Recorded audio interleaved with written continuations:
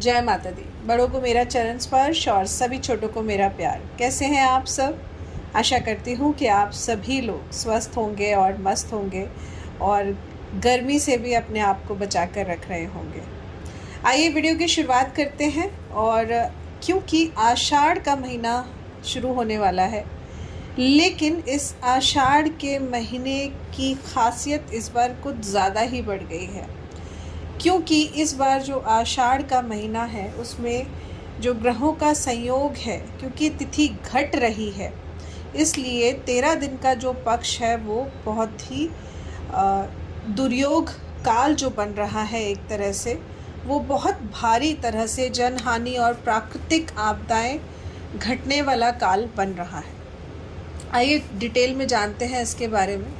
देखिए, बहुत सारे वर्षों के बाद, मैं कहूँ सैकड़ों वर्षों के बाद 2024 में ये जो आषाढ़ का जो महीना शुरू होगा, इसमें कृष्ण पक्ष देश और दुनिया के लिए ये पक्ष बहुत ही संकट का कारण बनने वाला है।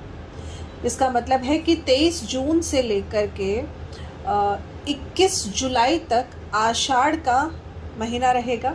तो इस दौरान जो कृष्ण पक्ष में द्वितीय तिथि और चतुर्थी तिथि कम हो रही है, उस वजह से 15 दिन की जगह ये 13 दिन का पक्ष होगा।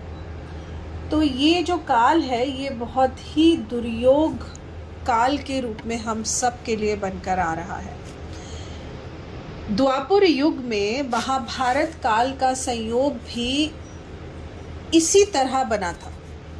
इसी के कारण आषाढ़ महीने के कृष्ण पक्ष सिर्फ जो 13 दिन का होगा, वो आप समझिए कि महाभारत के पहले भी 13 दिन का पक्ष ही बना था जब महाभारत का युद्ध हुआ था। तो हमारे ज्योतिष शास्त्र के अनुसार भी इसे हम कहते हैं दुर्योग काल।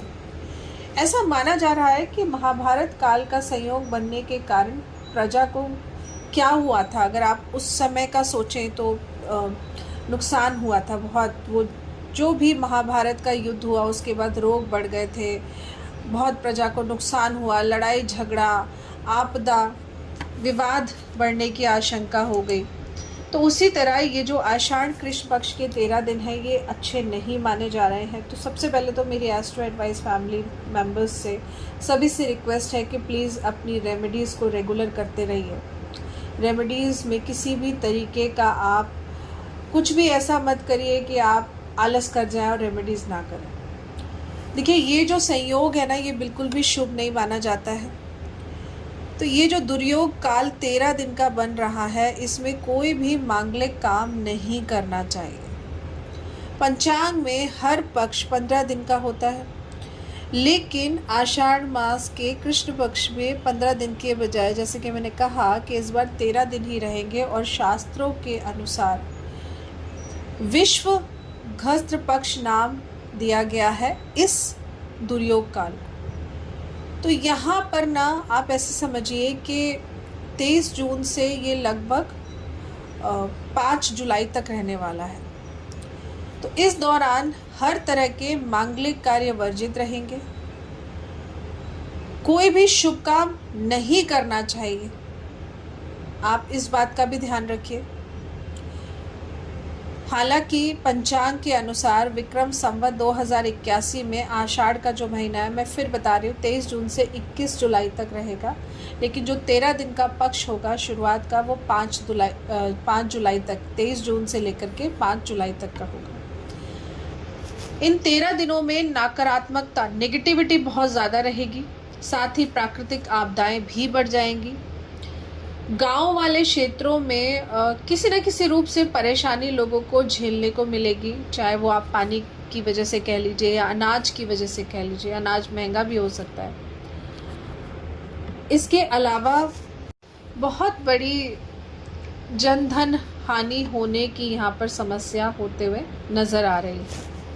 अब ऐसे में आप ये समझिए कि राजसत्ता का परिवर्तन होना, लड़ाई झगड़ा बढ़ना, किसी भी रोग का संक्रमण बढ़ जाना, एक तरह से प्रजा के लिए नुकसानदायी होता है। महंगाई का बढ़ना, प्राकृतिक आपदाएं बढ़ना, लड़ाई झगड़ा होना, अग्नि की घटनाएं होना, ये मैंने आपको पहले भी बताया था। अगर आप मेरे पहले की वीडियो देखें तो उसमें भी मैंने आपको बताया हुआ है कि अग्नि, बहुत ज़्यादा अग्नि का प्रकोप हमें देखने को मिलेगा। भूकंप की घटनाएं बढ़ेंगी, साथ ही में गैस दुर्घटनाएं बढ़ना, वायुयान यानी कि एयर से रिलेटेड दुर्घटनाएं होने की संभावनाएं यहाँ पर बढ़ जाएंगी। और इसी के साथ में क्योंकि ये पक्ष इतना गर्म रहने वाला है, तो आप ऐसे समझिए कि मौसम में भी बदलाव अचानक से आ जाएगा।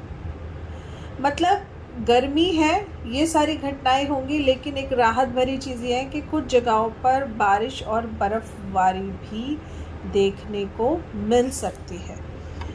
ग्रह है ना, ग्रह अपना काम करते हैं। बस आप ऐसे समझिए कि जब महाभारत के समय वो 13 दिन कितने कष्टकारी गए थे, ठीक उसी तरह ये 13 दिन इस परमपिता परमेश्वर से, माता रानी से, ठाकुर जी से मैं हाथ जोड़कर विनती करती हूँ और कहूँगी कि हाथ जोड़कर मैं नतमस्तक होकर कहती हूँ कि माँ ठाकुर जी, भोलेनाथ, हम सब पर अपनी दया दृष्टि बनाए रखें। ये जो भी विनाशकारी भूकंप आने वाला है या जो भी घटनाएं घटित होने वाली हैं, बस इस प्रकोप से हम सब बचे रहें।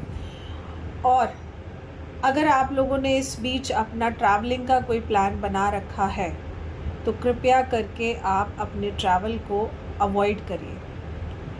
ट्रैवलिंग को मत करिए इस पीरियड में। बहुत ज़रूरी है तो ही करिए। अगर सिर्फ आप घूमने फिरने के मन से इधर उधर जाना चाहते हैं तो मैं आप सभी को कहूँगी कि ये 13 दिन आप अवॉइड करिए। आशा करती हूँ कि आप इस वीडियो को ज़्यादा से ज़्यादा शेयर करेंगे। प्लीज़ इस वीडियो के लिए मैं आपसे रिक्वेस्ट करूँगी, इसे ज़्यादा से ज़्यादा शेयर करिएगा, लोगों तक ज़्यादा से ज़्यादा जानकारी पहुँचाइएगा, ताकि लोग समझ सकें कि ये समय कितना कष्टकारी है। इससे हम एक दूसरे को बचा सकें और अपने घर परिवार में सबके साथ खुश होकर इस समय को व्यतीत कर सकें। जय माता दी।